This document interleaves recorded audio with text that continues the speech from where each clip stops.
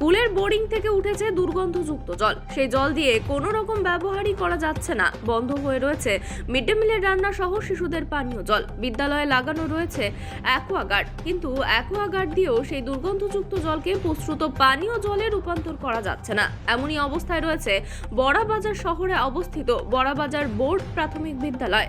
Barabazar board প্রাথমিক বিদ্যালয়ের প্রধান শিক্ষিকা শ্রীতমা দাশগুপ্ত জানান, বিষয়টি নিয়ে প্রশাসনিক নানান স্তরে জানানো হয়েছে।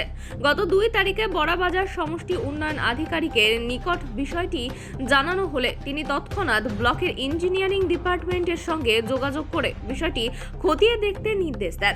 বড়াবাজার সমষ্টি উন্নয়ন আধিকারিক ঋদ্ধিমান চ্যাটার্জির সঙ্গে মোবাইলের মাধ্যমে যোগাযোগ হলে তিনি জানান বিষয়টি তিনি অবগত হয়েছেন এবং ইঞ্জিনিয়ারিং ডিপার্টমেন্টকে দিয়ে তদন্ত করে রিপোর্ট চাওয়া হয়েছে।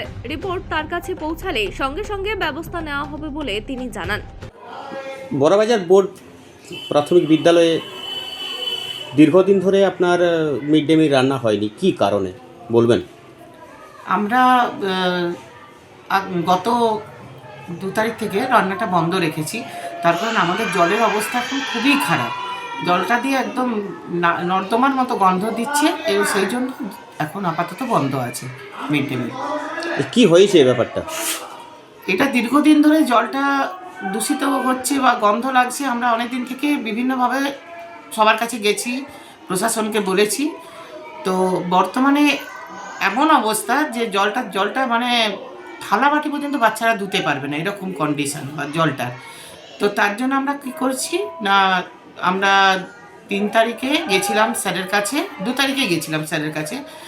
বিডিও স্যারকে গিয়ে বলা হয় এবং বিডিও স্যার কিন্তু তৎক্ষণাৎ ব্যাপারটা নিয়ে বেশ গুরুত্ব দিয়ে ভাবেন এবং সঙ্গে সঙ্গে সেটাকে ইঞ্জিনিয়ারিং ডিপার্টমেন্টে পাঠিয়ে দেন এবং আমাদেরকে একটা রিসিভ কপি দিয়ে দেন।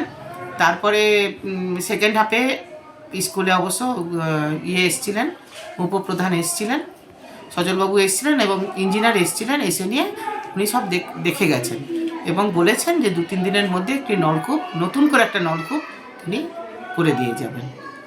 স্কুলের বাচ্চারা পানীয় জল কোথা থেকে নিয়ে আসছেন? বাড়ি থেকে? পানীয় জল বাড়ি থেকে নিয়ে আসে, আর কিছুটা আমরা অ্যাকোয়াগার্ড দিয়ে কিছুটা দেবো ভাবতাম আগে, কিন্তু এই জলটাই যে অ্যাকোয়াগার্ডে ভরছে সেজন্য এখন আর দিতে পারছি না। এখন আমরা মাঝে মাঝে একটু জল কেনা হচ্ছে, কিছুটা আমরাই পয়সা দিয়ে কিনছি এবং বাচ্চারা যেটুকু জল নিয়ে আসছে সেটাতেই চলছে।